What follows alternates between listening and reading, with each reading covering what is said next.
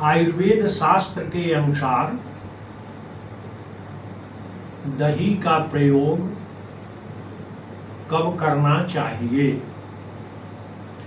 आजकल देखा गया है कि बहुत से लोग हर ऋतुओं में दही का प्रयोग करते हैं, लेकिन उसका समुचित लाभ उन व्यक्तियों को नहीं मिलता। तो दही के लिए लिखा है आयुर्वेद शास्त्र के अनुसार इस शरीर को लाभ पहुंचाने हेतु 3 ऋतुओं में ही दही का प्रयोग करना चाहिए। जैसे शरद ग्रीष्म वसंतेषु प्रायशो दधिगरहितम, हेमंते शिशिरे चैव वर्षासु दधि शस्यते। शरद ग्रीष्म और वसंत ऋतु में दधी का प्रयोग निषिद्ध है। हेमंते नहीं, दधी का प्रयोग जो है अक्सर नहीं करना चाहिए। 6 ऋतुओं में 3 ऋतुओं में प्राप्त करना चाहिए। हेमंते शिशिरे चैव वर्षासु दधि शस्यते।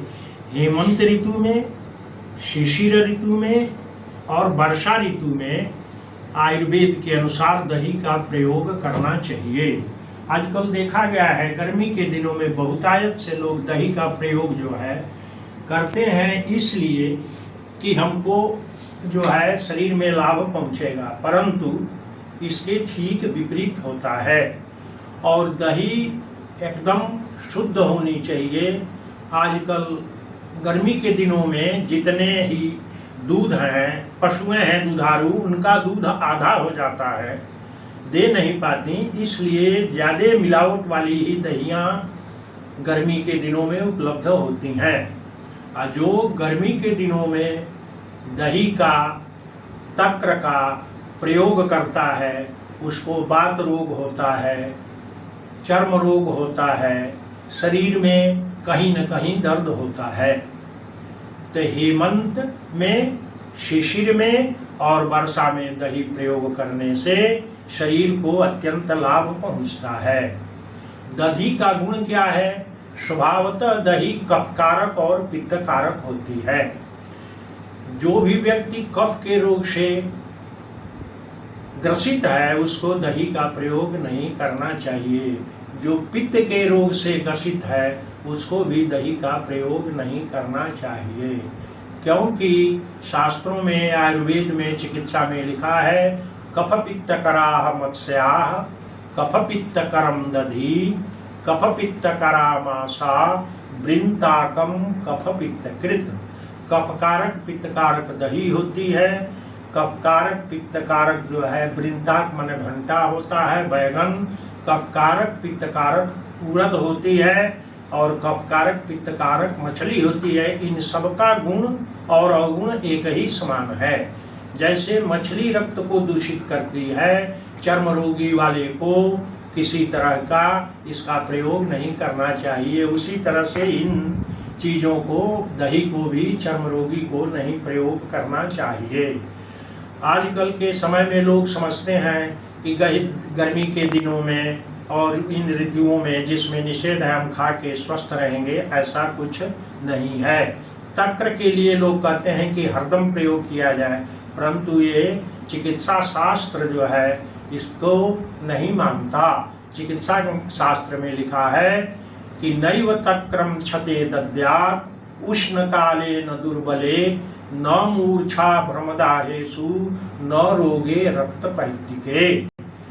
गर्मी के दिनों में तक्र का प्रयोग नहीं करना चाहिए। नैव तक्रम क्षते दद्यात्, जिसके कटे पिटे हों, घाव हों, उसको भी तक्र का प्रयोग नहीं करना चाहिए। उष्ण काल में दुर्बल व्यक्ति में जो है तक्र का प्रयोग नहीं करना चाहिए। जिसको भूलने की प्रवृत्ति हो, जिसको बेहोशी होती हो, जिसको रक्त पित्त स्कर्वी इत्यादि रोग हों, उनको भी तक्र का प्रयोग नहीं करना चाहिए। उसमें यह फायदा के अतिरिक्त, फायदा तो नहीं लेकिन नुकसान ही ज़्यादा करता है। इसलिए मनुष्य के कल्याण के लिए, लोगों के कल्याण के लिए चिकित्सा शास्त्र ने बहुत विचार करके यह उपदेश दिया है कि इस समयों में इन वस्तुओं का प्रयोग करना चाहिए। जैसे दही से बना हुआ घृत जो है वह सर्वथा हर ऋतुओं में हर समय में प्रयोग किया जाता है। उन घृतों में सबसे श्रेष्ठ जो घृत होता है वो गाय का घृत होता है। गाय का घृत प्रयोग करने से उसका गुण ये है, विपाके मधुरम शीतम वात पित्त विषापहम चक्षुष्यमग्रम बल्यम च गव्यम सर्पिर गुणोत्तरम।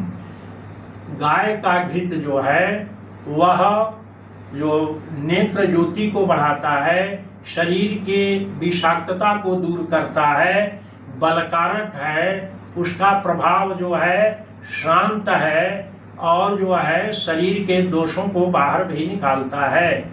इसलिए गाय का घृत जो है सर्वथा प्रयोग किया जा सकता है।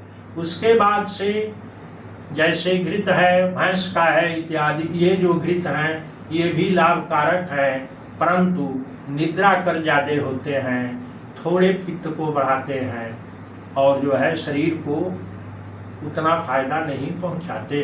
शुद्ध जितना घृत होगा उतना ही शरीर को जो है फायदा करेगा और शरीर के विषाक्तता को दूर करेगा। ये सब ऋतुओं में घृत का प्रयोग करना